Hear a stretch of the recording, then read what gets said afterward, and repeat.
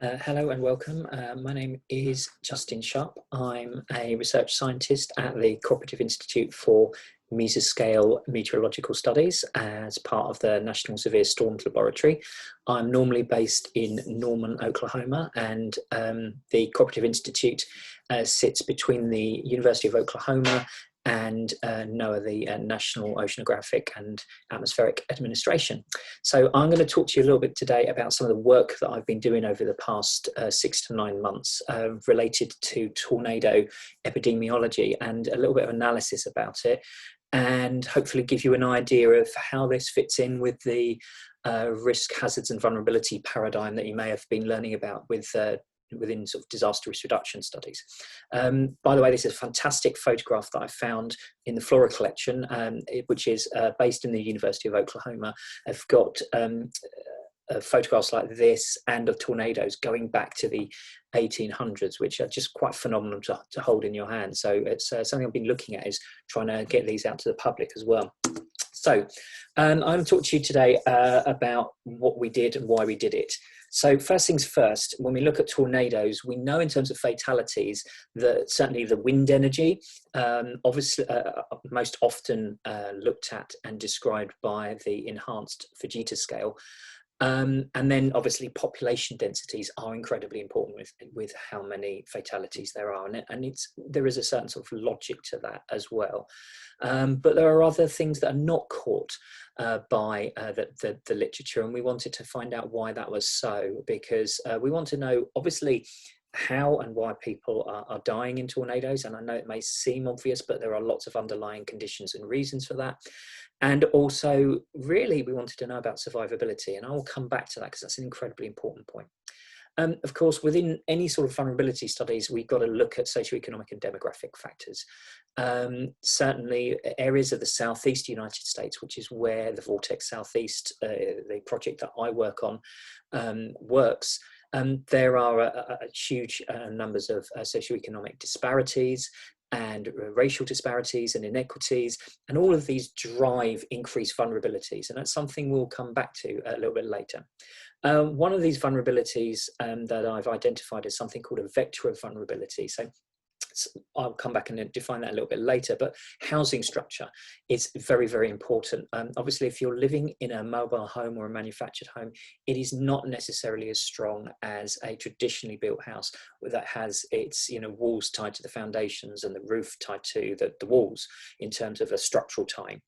And then actually something else is sort of elderly populations, and of course very young populations as well. And this is common amongst risk and vulnerability to many different types of hazards. So that's quite important. So the first thing we're trying to ask ourselves is, can we do better? And actually that's a really important thing to ask at any point. I don't think you can be complacent in any of these things. Hazards are becoming more complex.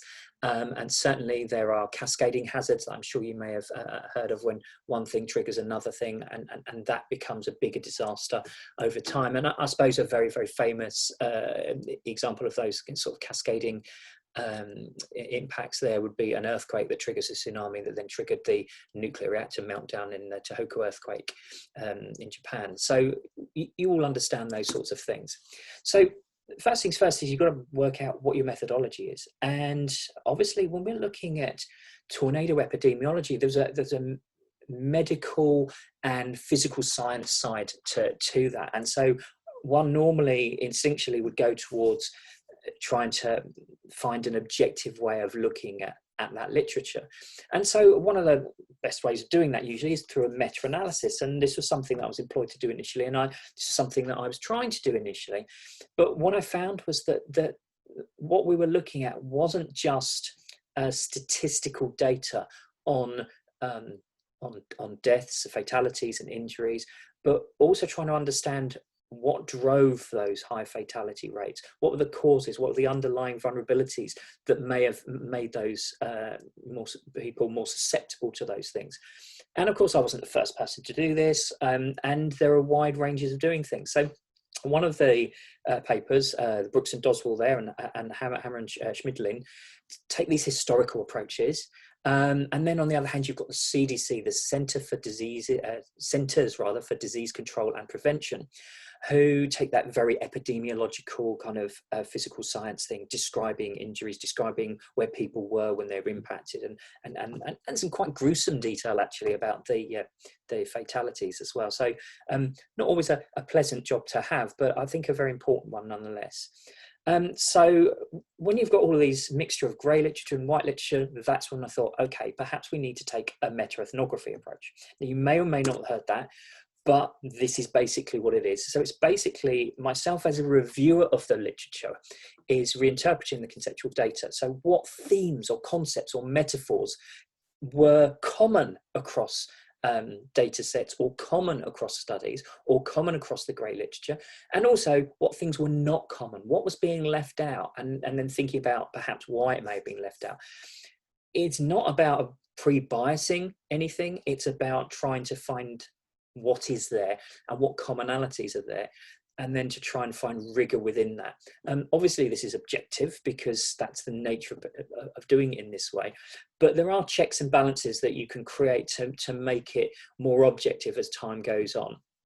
One of the things that you might look at is whether the translations are reciprocal. In other words, you know, one study incorporates those of another's, and you find that quite a lot because that's the academic way of writing as well, isn't it? So you say, this is because of this, and I found this literature here. It's almost like a mini literature review in a way. And this is kind of what this is. It is a mini sort of literature review, but looking at how the literature does or doesn't talk to each other. But you also might find refutational translation. So they're different from each other and contradict each other. So this page here is for information only. I'm not going to read everything on here, but it's good. I will include this in the PowerPoint as well.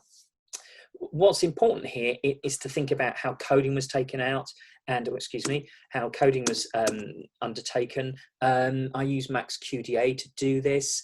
I identified 60 studies. I'll show you in a second why and how I did that. And most of these were reciprocal. 56 out of the 60 were reciprocal. So that's quite an important thing to think about.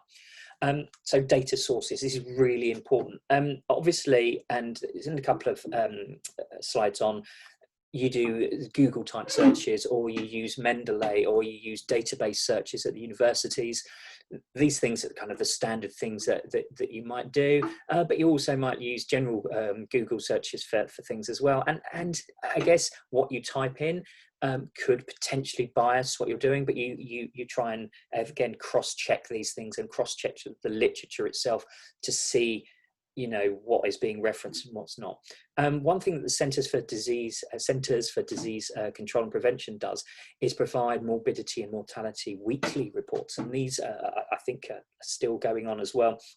And of course, these could be anything from disease outbreaks, you know, such as a dengue fever or Nile virus, or the ongoing coronavirus, but also in the past has also looked at large numbers of fatalities from tornadoes and the injuries as well. These most often occur, rather similarly to the NOAA service reports, when there has been a very large loss of life, where there's almost like an investigation as to how and why there were so many lives lost. And I think that's incredibly important to understand. Again, it may seem a little bit grim, but we understand the stories, we understand a little bit more about that, and I'm trying to do something a little bit more with that when we talk about survivability, and I'll come back and talk to that a little bit later on as well. So again, I'm not going to read all these things out. Yes, it's there on the screen now, but you know, you'll have a PowerPoint for you to sort of follow along with as well, but you get the idea about these are some of the data sources that were there. So in terms of results, most of the studies were almost 50% were quantitative, some were mixed methods, some were qualitative. Good practice is a little bit misleading here, because good practice could be both like a mixed methods thing there. It might be just, that's very subjective, that it has to be said, but these are just for my initial results, for my initial categorization of things, rather than that this is particularly important or significant. It's just that first categorization that you do before going and digging into it a little bit further. So one of the things you can do is then I took all of this information, I got all of the the documents, I either included an abstract that was there, or I wrote almost like an abstract based on the summary what was there. Then I also included keywords, and it's very, very annoying, by the way, in places don't have keywords. So I had to decide on some of the keywords based on what was being written. Obviously, NOAA service reports and CDC mortality reports, they don't necessarily have abstracts, but you can kind of summarize what was going on there. And then I would then go in further and go into a further layer of like kind of comments about things as well. Once I had all that information, then I started importing this into MaxQDA. So then you can actually start looking at breaking down what sentences say, or what quotes are useful, or not so much useful actually, sorry, but what quotes are, you know, maintain a certain point or illustrate something in a very useful way. And so what I found out were three major themes: vector of vulnerability, risk-related, and survivability, and I'll look at all of those in turn. This is just a very quick snapshot, a graph there showing that in terms of our vector of vulnerability, and I'll define that in a second, warnings are incredibly important. So warnings given or warnings not given, or warnings not perceived to be given has an impact on mortality. But just behind that is mobile homes, and I will talk about both of these in quite a bit of detail, and housing structure is there as well. So this gives you an idea of things there as well. Things like vector of vulnerability in the present and the future, these are subjective things that I would have applied, whereas things like mobile homes or housing structure or warnings are things that were very, very strongly present in the literature and presented themselves and rose to the surface of this particular study. So, so if we're actually thinking about vulnerability, and we've got to think about where we're doing this. This is in the Southeast United States. So vulnerabilities might be for physical reasons. In human beings, that could be something to do with, you know, age, like we said earlier on. So the very young and the very old, and that would also include differently abled or people with disabilities. When those sorts of vulnerabilities, and that also might be health these days as well. I think we've seen this with other things as well. There's comorbidities with things. So when these are combined with sort of entrenched social and structural inequalities in our society, this starts to limit the choice of people to protect themselves, because they've got to make financial choices where perhaps they don't have financial capacity to do so. A very, very specific thing would be shelters. And another very, very specific thing would be people living in mobile homes. The reasons for people living in mobile homes are more complex than you might think. They are certainly not a community of people living in mobile homes. They're a community by the dint of their ties to where they live, the same social ties, religious ties, cultural ties that we all have. And so sort of calling them a mobile home community is often seen as somewhat disparaging as well. And I don't think that's very helpful for our future research. So people live in mobile homes for lots of different reasons, but most obviously is the financial reasons. They are much cheaper to purchase or rent, and many people do own their mobile or manufactured homes, and this is something that's important. So with that said, what is a vector of vulnerability? So one thing that I did then, there were multiple vulnerabilities that drive this increased risk for loss of life or injury. And as it says here, that they don't work on their own, but conspire together to weaken survivability outcomes. And remember, I said that survivability is key here. So in order to understand them and frame them, we needed, I thought, a new sort of form of terminology. So vector of vulnerability is defined as being resulting from a specific vector that improves or worsens the impact for individuals in the path of tornadoes. And we give examples a little bit later. So a tornado vector of vulnerability is one that's capacity to carry and spread increased vulnerability, with each factor having its own weight. And again, if you go back to that thing there, warnings might be something that interplays on vulnerability, but certainly the structure of a house and mobile homes is something, and this is something we're going to come back to as well. So although many different vectors are identified, there are certain vectors seen as having the greatest impact: mobile homes, shelter, warnings.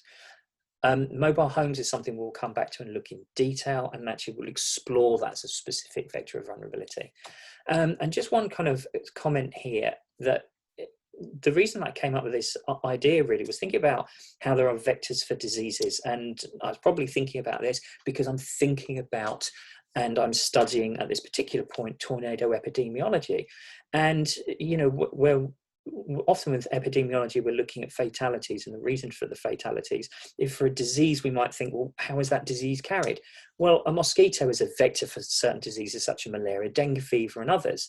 By the way, it carries and spreads the disease.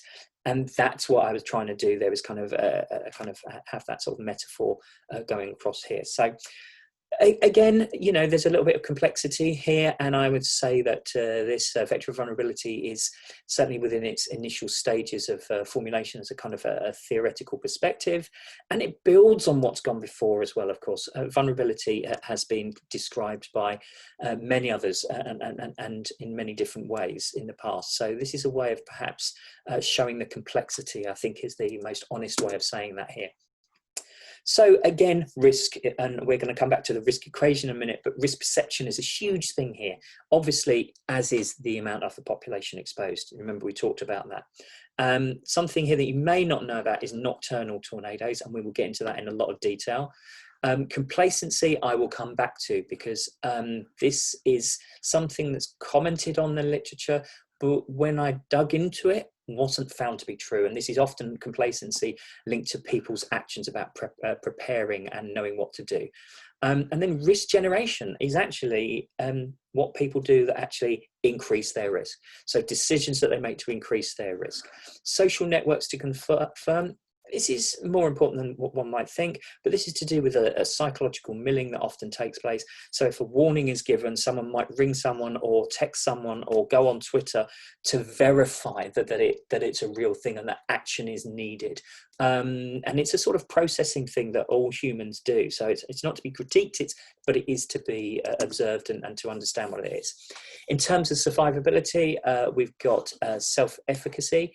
And our self-efficacy rates here are around about a third of the things to do with self-efficacy. If you don't know what that is your belief in your ability to make changes that, you know, are going to be successful. Injuries, obviously, because two ways this. Obviously, severe injuries can actually lead to death eventually, or might be life-changing injuries, or actually might show that someone did the right thing and they were injured, but not perhaps as severely or losing their life. So that's important as well. Shelters, again, sort of comes to play to do with survivability. Do you have access to a shelter? Do you not? What are your choices? So that's important to think about as well. Okay.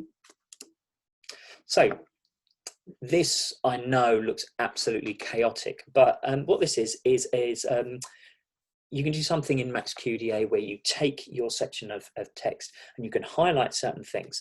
So one of the major areas, the major themes that I came up with was this vector of vulnerability. So I wanted to see how it related to all of the things that I coded as a vector of vulnerability. And this is exactly what this shows. And here we can actually understand a lot more of what's going on here. What I've done in this particular case is put mobile homes in the center, because mobile homes was seen as a very important vector of vulnerability. Being in a mobile home means that you're anywhere between 50 to 30 times, and I'll explain 15 rather to 30 times more likely to be killed. I'll explain why there are some differences with those things in a little minute. But that is phenomenal, that actually you're far more likely to die. So this is why it's in the middle. We've got it being in the present, that it's linked to mortality and fatalities. It's also related to risk. We've got our shelters in here, historical studies that are fed into that. That's kind of important. And then around the outside of this here, we've got, you know, our age, motor vehicles, etc. So it's a very complex diagram, but this is a very complex issue, and it's there to help us try and understand and unpick these things. The other thing you can do is this.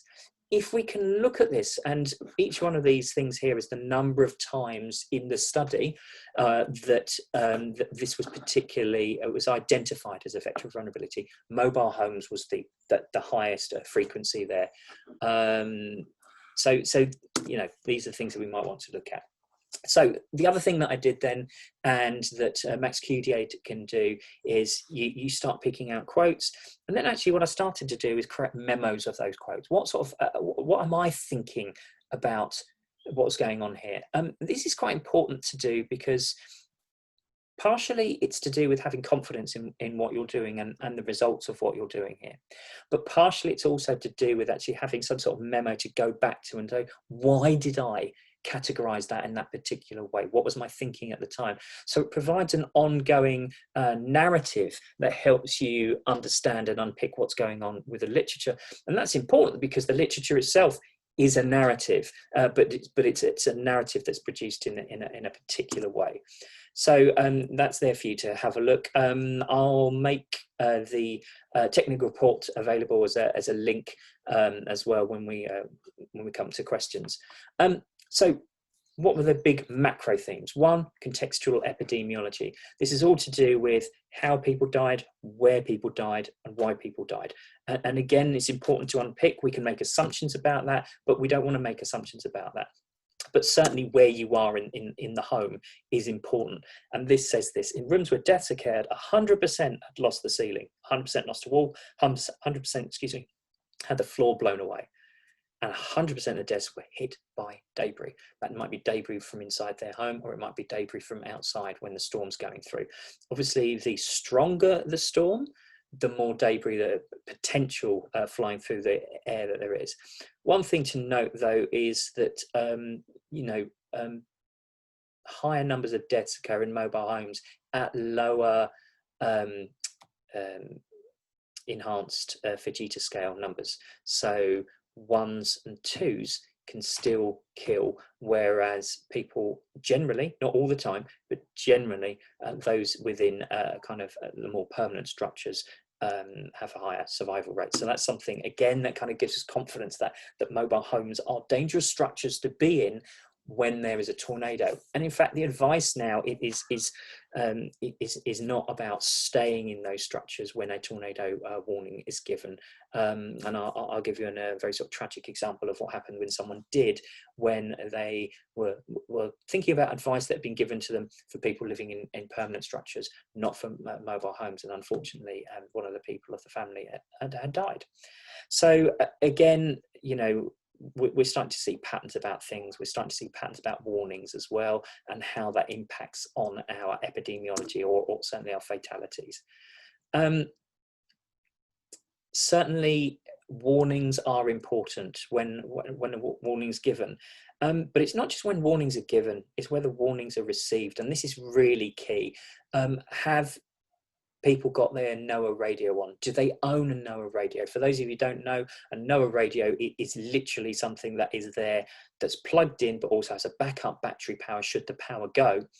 And it will give alerts saying a tornado is coming. These are the counties that are affected. Act now. If you've not got that turned on, or you don't own it, you are not going to get those warnings. So warnings are more complex than just like, oh, it's the amount of time that we need in the warning. And rightly so, we would like to increase or be able to increase to a certain degree the lead time between a warning given and that tornado occurring at that certain place. But like I said, it's more complex than that. And then certainly we need to be sort of educating and helping the public learn what actions to take. So, when it's looking like a dodgy day and tornado watches are given. So watches, by the way, might be given from anywhere from maybe half a day, but usually in the hours timescale, 2 or 3 hours ahead. There's going to be, this is the weather, we think there's going to be tornadoes here. And the other thing to remember here is that there is no 100% yes, a tornado is going to land on this county at this time. Sometimes that happens, and sometimes it's bang on, but often there is still uncertainty in forecasting, because it literally is forecasting. And even with very complex mathematical modeling and some great Doppler radar signatures and all these things that people are looking for and thinking about the heat potential of the storm and what's going to happen, it can go wrong. It is science, and sometimes it is inexact. It is so much better than it used to be. There have been great progress made over the last 40 or so years, but there's still uncertainty, and it's important that people understand that. And to be fair, the public do understand that, because they live it and they live in those areas. So this is going back to our vector of vulnerability. So here we go back to this story about 15 to 20 times more likely to die when a tornado strikes, where the other studies, Glass in 1980, puts the figure at almost 30. So housing structure is an example of a tornadic vector of vulnerability that therefore has a capacity to strengthen or weaken survivability for inhabitants. So housing structure is kind of the broad thing. Ones that weaken it, ones that sort of weaken survivability are going to be mobile homes. One that strengthen it might be, you know, a solid house with a basement, or a house with a shelter. That's what we mean by weighting here as well. So you can weight, you know, what is the best case scenario to the worst case scenario, and with the public having a very clear idea of that, I think that helps their decision making as well. However, it doesn't solve those inequities and the fact that actually financial constraints make things might make things difficult. So one of the things that we're going to be working on over the next few months to a year is actually getting the communities involved in telling us what they need, you know, because they do know what risks they have, and they do know what to do broadly as well. But knowing what to do and being able to do it are very different things if you don't have the resources there. And so how can we close those gaps is really key, I think, to survivability in the future as well. Again, just to kind of explore that malaria example that I gave you earlier, and to think about cost and then applying it to the tornado thing, you know, if anyone's been anywhere where there is malaria, you might do several things. You may take malaria medicine, although some people are allergic to that, so that becomes a problem. You may take a net. That net may or may not have DEET. Now, all of those things have different costs, and that's an important thing to be able to understand. And so as an individual, you make a risk assessment. Well, am I going to do this? Am I going to do that? Can I afford this? Can I not afford that? But there may be free things that you can do as well, and such as, you know, making sure that standing water is not left around. So if that's the case for the malaria, if that's the case for that example, what are the most effective way of reducing vectors of vulnerability for tornadoes? And the one thing that we've seen there was certainly looking at housing structure, but also it's not just about the structure of the house itself. It's about, okay, there are going to be a lot of people who live in these other housing structures. How do we help them? How do we help them rather than sort of tarring them with a brush of being, not aware of the dangers and not adequately preparing? Because I think there's something that's maybe in the past has been applied. And this is this idea I remember you saying before about people being trying to think of the word now, but people generally not, in the perception of others, not taking the right actions. And being a bit meh about things. People aren't like that. They do know those things. So now we need to know and find out how we can help them.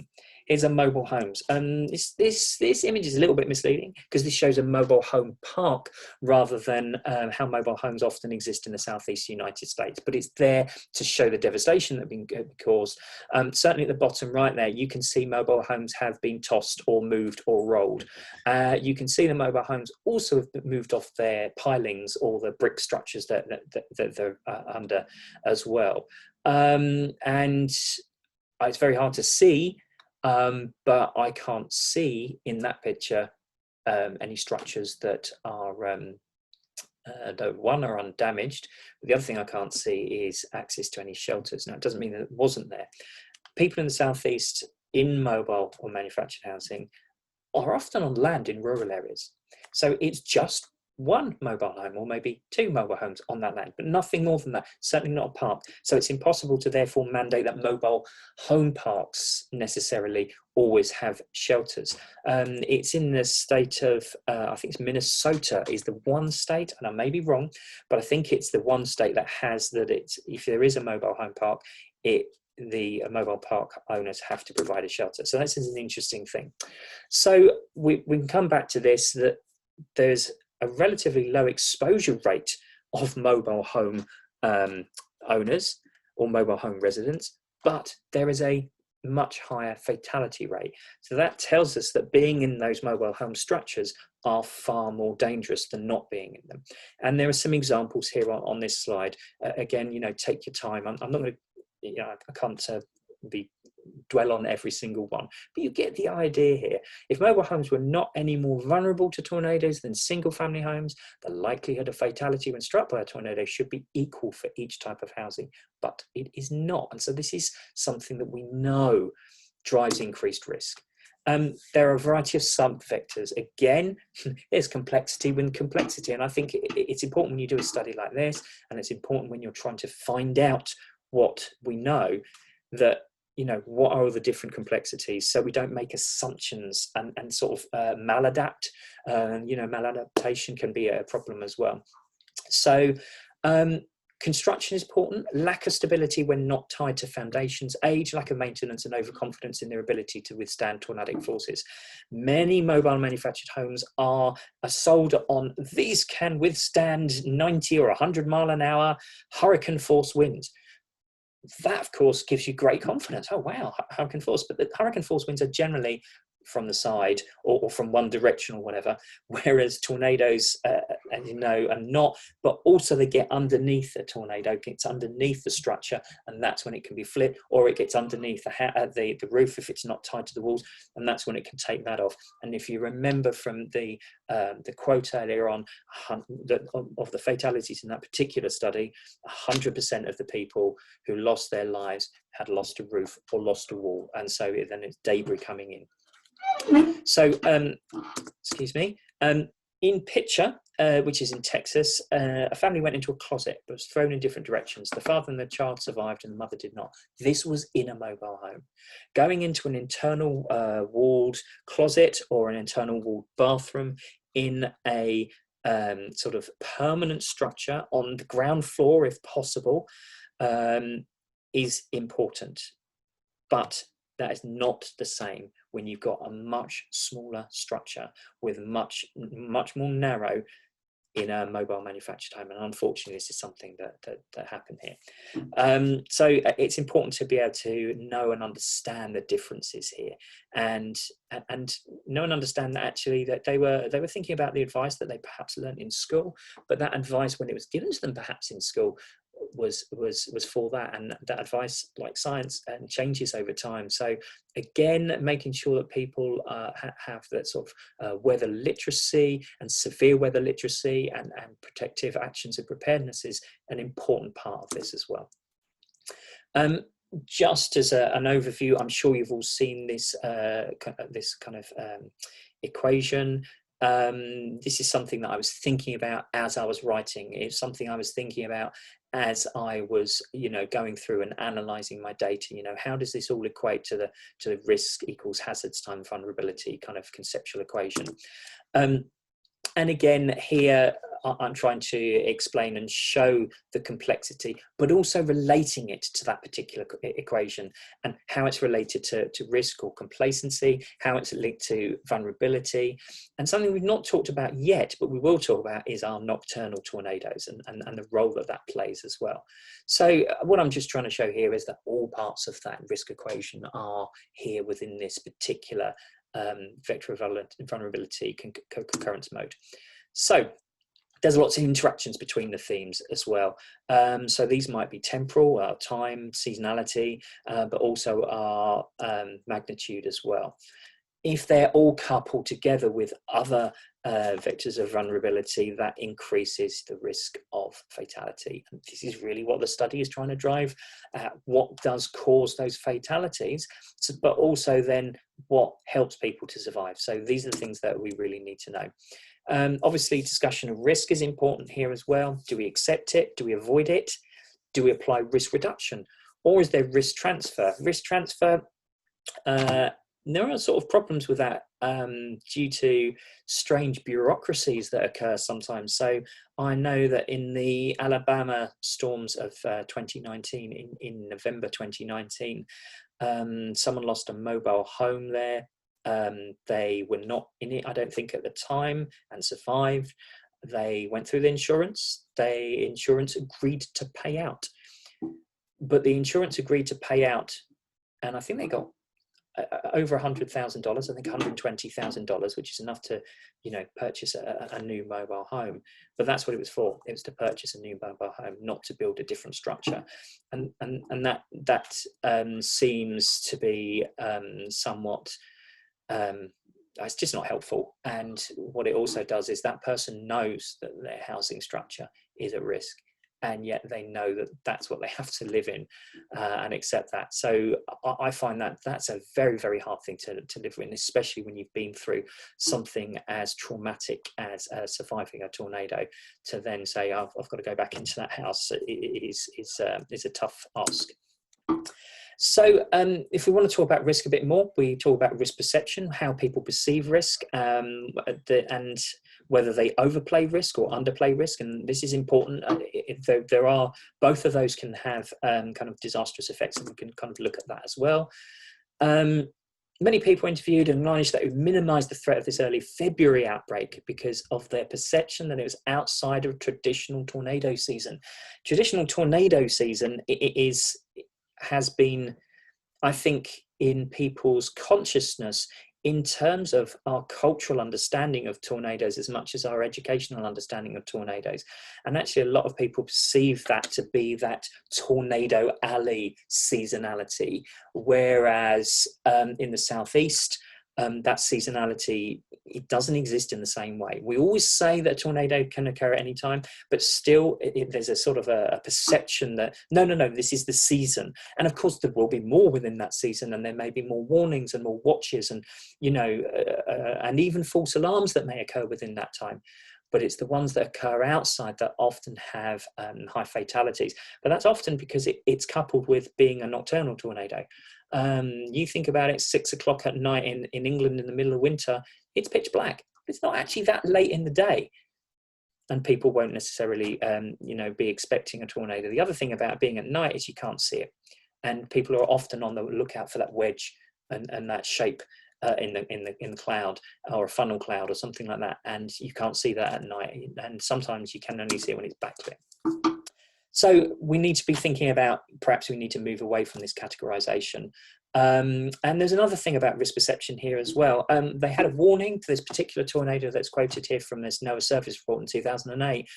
And it occurred on a bank holiday weekend when people were out having a barbecue, blue skies, and there's a tornado warning. Now, most people were expecting to see dark clouds. Most people will be expecting to see winds changing. Most people might be expecting to see hail or rain or severe weather on the horizon. And when they don't, it almost feels like a logical leap to say, oh, we'll be okay. Now, I'm not saying that I agree with that, but I'm also saying that I do understand that. And I think that making assumptions about, what people thought is not necessarily helpful. Those quotes there were actually taken from surveys that were carried out during that time. Just going to move this over here. So again, that's underplaying the risk. You can overplay the risk as well, and this happened in the tornadoes in Oklahoma, right where I live now, in 2013. Many people indicated they were ashamed of actions they took, such as evacuating rather than seeking shelter, and said they should have known better. The public felt the fear induced by the May 20th event. So there was an event on May 20th and an event on the May 31st. On May 20th, they went out. I think many of them saw the destruction, or it was being played on the news. And it quite rightly frightened people. Again, totally logical response to something like this. And then when the May 31st one came, people fled in vehicles. And unfortunately, I think most or all of the fatalities of the May 31st event were actually people in vehicles. So that can be a problem. You can overestimate the risk as well. And again, this does drive even more complexity into the situation. But again, to understand it is a really useful first step. And of course, this is in the hazards literature as well. So again, you may have seen these things, but again, this is useful for you to actually go back to and have a look. and this is something that I've kind of commented on as well, how we might need, you know, critical reflection and learning. I would say that NOAA, the service assessments, do perform a learning opportunity, but to the extent to which that is communicated to the public as well, it may occur, but I don't know how much people pay attention. So how do we drive critical reflection? How do we try and get people to think, yeah, I need to change what I'm doing?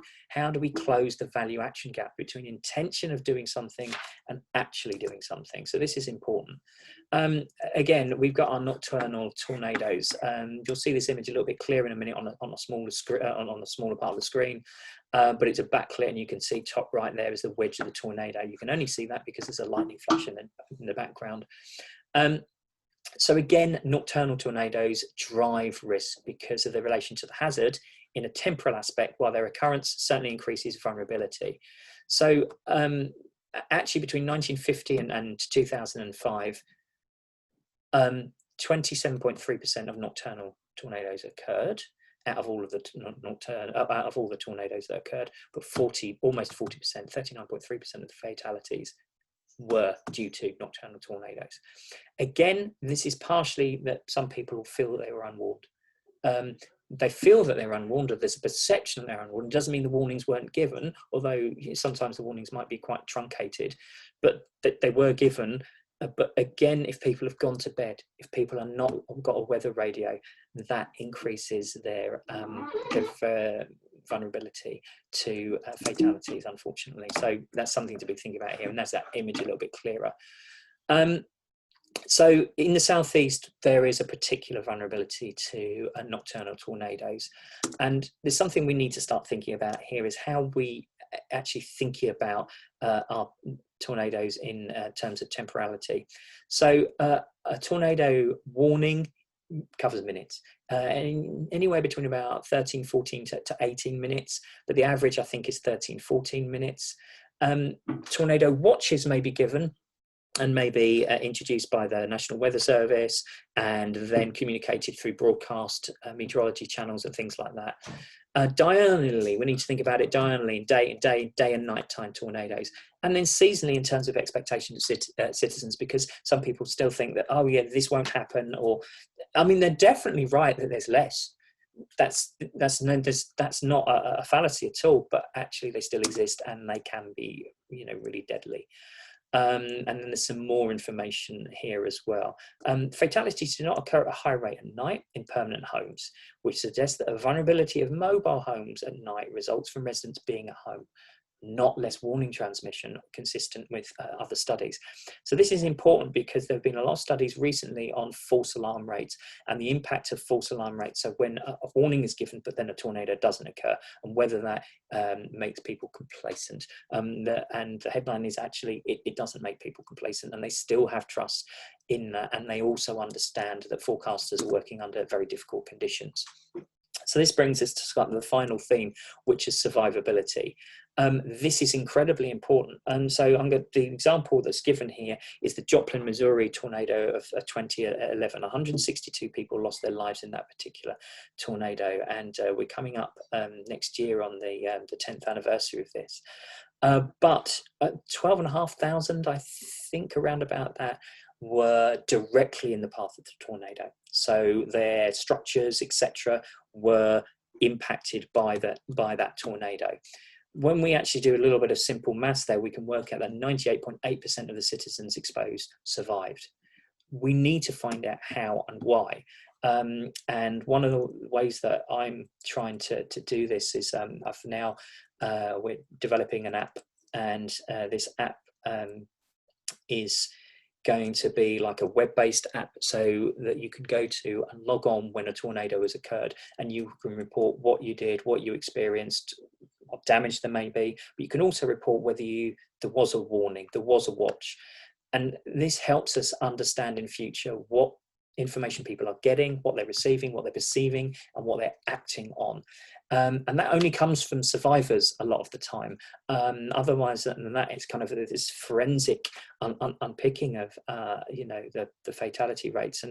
And I think therefore concentrating on the positive stories and reinforcing the positive actions that people take is going to benefit people in the long run. So I think this is really, really important. So one thing to say there, yeah, there's a lot. It's not really researched on survivability. Much of it is on the opposite of that. So what we might actually do is think about education and learning in building self-efficacy. And if you think about that self-efficacy, it's that belief in your ability to make changes that will make a difference, you know, improve your survivability outcomes. We do have some evidence that this works to a certain degree. The tornado in Moore that occurred in, I think, 2001, 85% of the students took precautionary actions, going to an interior bathroom or closet. Brilliant, absolutely right, great. The reason why, they're 2 weeks before they'd had training, 2 weeks before they'd had a drill. So they all knew what to do. So actually reinforcing that, making sure that drills are not just something, you know, like fire drills are in this country, if you remember that at school, when kind of people go, oh, why are we doing this? It's done for a reason, and it can be life-saving. And in this case it was. This is really, really important, because one of the unfortunately unintended impacts of kind of like a slightly sort of litigious society is that there was a school in Texas, I believe, where an internal wall collapsed on some of the students there, and unfortunately those students died. And so now what many schools in the southeast have started to do, that when a tornado watch is given, you remember that half a day to several hours ahead, like, you know, saying we've got severe weather coming, they're starting to send those school students home. The problem with that is we don't know where we're sending them. We don't know whether we're sending them home to mobile homes, which we know are between, you know, 15, 20 to 30 times more likely to have high fatality rates. So this is something that you know, that we need to actually look at. So again, here are some examples of, you know, how we might build self-efficacy, how we might need robust social networks to communicate and to continue to communicate these things. So all of this brings us back to, you know, what we've been doing here. So we've got key vulnerabilities around communication of risk, housing structure, rain-wrapped tornadoes, nocturnal tornadoes, and sheltering options have been, you know, well documented in the Vortex Southeast work that has been going on long before I was there. And while these vulnerabilities are better understood because we investigate and research these areas, we have not yet worked with the communities. And this is something that I've been driving in my role. And to be fair to the people I work with, who are fantastic, they've said, actually, yes, that's a very fresh perspective. We need that. We've not done that before. Let's do that. And so now I'm going to be working with Noah Sea Grant, who are very connected to local communities, and actually try and learn from the communities. And there's a reason for this, because we don't want to, you know, we don't want to be creating research that's extractive and not really feeding back to the communities. Our next steps might be to actually investigate some of these things. So how do the warnings impact on life-saving actions? And warnings and watches as a grey area. It's not a grey area between what they are. It's in terms that perhaps our watches might need to be graded, you know, and this won't necessarily happen, but one of the things that they're trying to do is kind of give more probabilistic hazard information out to the public. And we're going to, this is something that, again, people within the National Severe Storms Laboratory have been developing to try and give people a better idea of when something's coming, or to say that it's going to hit, we think it might hit here at this point, and here at this point, and here at this point, and actually show a moving graphic almost of where a tornado is going, so people were really aware of things. So that can really make a big difference. What are the actual vulnerabilities versus the perception of vulnerabilities? Actual vulnerabilities are things, as we've said, that those housing structure, but they're also underpinned by other vulnerabilities themselves, which are access to finances, or can I evacuate? Have I got a vehicle? Here we have huge amounts of complexity, but the perception of the vulnerability, it has been, unfortunately, things like complacency and things like, you know, well, I don't know what other things are other, but there are other perceptions as well. So perhaps ask me about that. And what are the sheltering options for the wider public? This is really important. Public shelters are being closed down at an increasing rate. It's to do with maintenance, it's to do with cost, it's to do with, again, litigation and people worried about a whole range of things there. So that's complex, and how do we need to start doing that? And do we, what are other ways of sheltering options? And the sheltering options might be a case of actually small local communities knowing that there are people living in mobile homes and actually reaching out and saying, I'm making my house available if there is a warning. Not so much a watch, so people are camped in your house for 5 hours, but a warning, that they might be there for 20 minutes, half an hour while that tornado goes. And they might go back and find that their mobile home is completely destroyed, but they've not lost their lives. And then finally, this why don't we count survivors? So this is really important. Again, coming back to this idea of non-extractive research, making sure that we're not eroding the trust of the communities by just including them in a nice survey, which is useful for us as scientists, but actually is not useful for the public. The organization that I work for SIMS, it's funded by NOAA. That service element there is protecting lives, property. And so that's an important and embedded part of what we do. And I say we because I'm including all the people that work for that organization, not just myself. And I'm a tiny, tiny part of what's really going on, to be really honest. But what I'm hoping to do is move forward with this less extractive research and including the publics that we serve, so we hear from them rather than talking to them or at them. We talk with them and they can teach us better. So these are broadly our conclusions. We're trying to draw out the wide-ranging literature on tornado epidemiology. I use meta-ethnography for this. Some of the themes are well known, such as the vulnerability to mobile homes, but there are lots of layers of complexity underpinning their vulnerability. So we need to understand that complexity, to understand the drivers of risk and how these impact on survivability. And I know it's obvious, it seems now, there's not one simple solution to reducing fatality, because there are multiple vulnerabilities, which when coupled with a hazard, such as that, and all underpin this risk. One thing that's not talked about, and one thing that we're trying to now explore and is part of survivability, is capacity. What are the capacity of publics? What are the capacity of local authorities and things like that to help? And how does that underpin survivability? So hopefully that gives you a good idea of what I've been doing. You can reach out to me at this email address, and I'll make sure that this PowerPoint is included for you. Thank you very much.